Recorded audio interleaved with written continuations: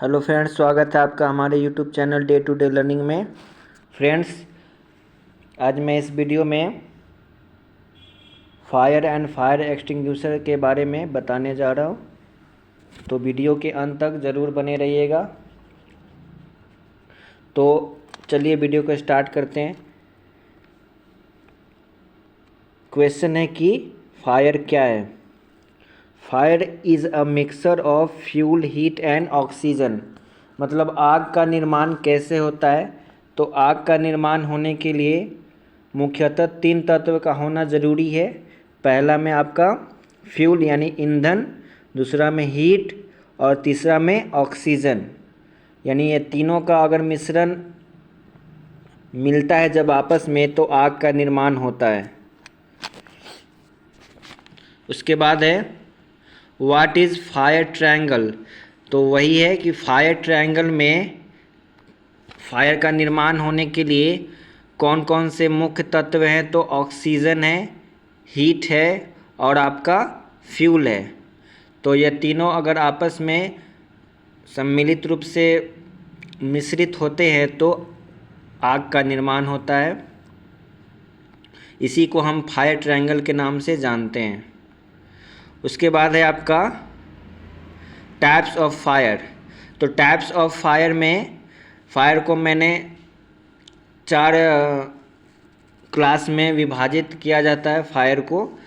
पहला है क्लास ए। क्लास ए में वुड यानी लकड़ी, पेपर, क्लॉथ, कोयला इत्यादि, ये सब जितने भी हैं वो क्लास ए में आते हैं। क्लास बी में डीजल, पेट्रोल, ऑयल ईटीसी, और जितना भी लिक्विड फायर है वो क्लास बी में आता है।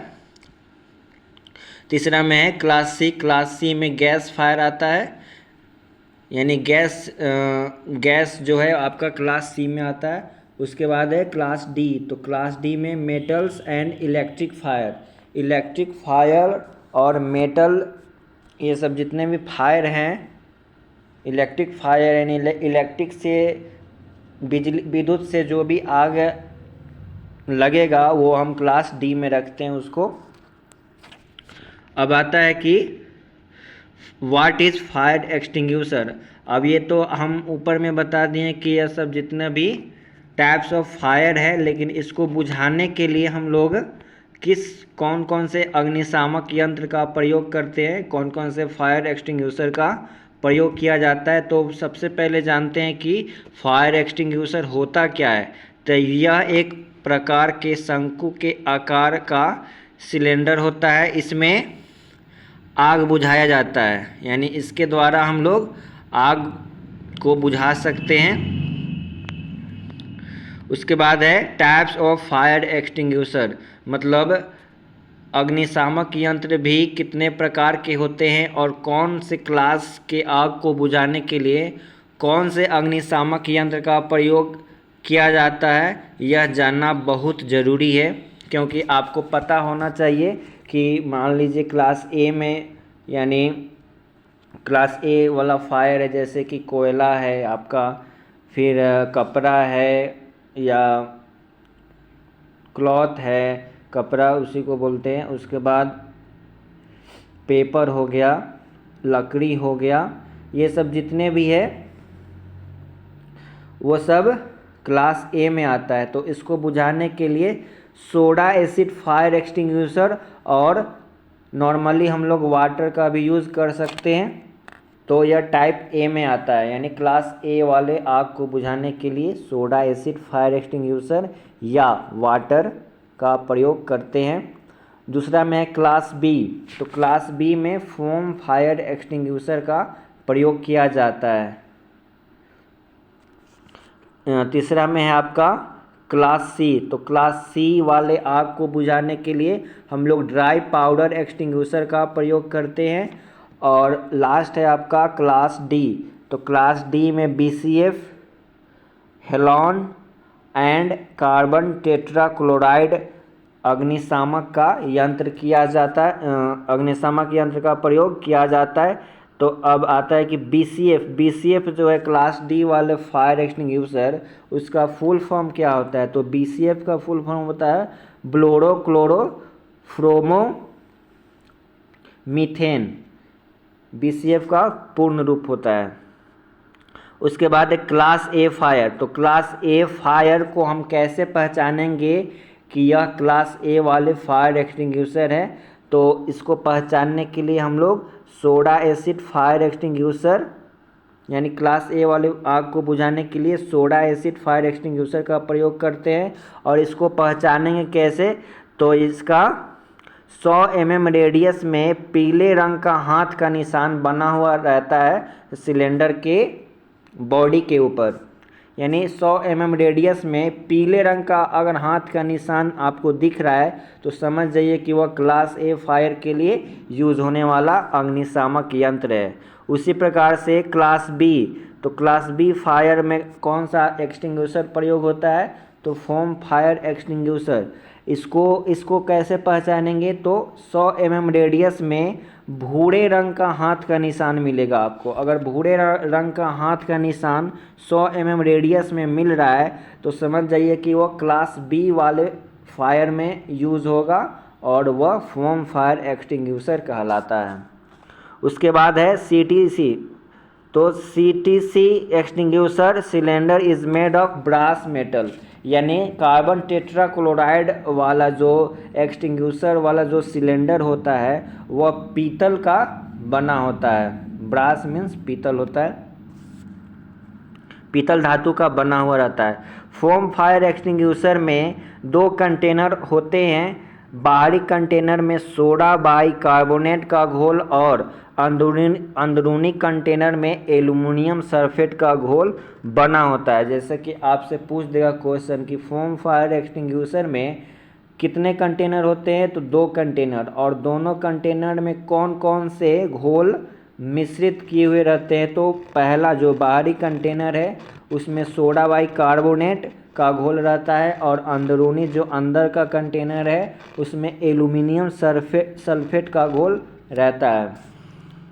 और CTC भाप के रूप में निकलता है। जैसे कि हम लोग CTC का यूज़ कहाँ करते हैं? तो कार्बन टेट्राक्लोराइड का यूज़ क्लास डी वाले फायर यानी इलेक्ट्रिक फायर और मेटल से संबंधित जो भी फायर लगता है उसको बुझाने के लिए हम लोग CTC का यूज़ करते हैं, कार्बन टेट्राक्लोराइड, और यह भाप के रूप में निकलता है।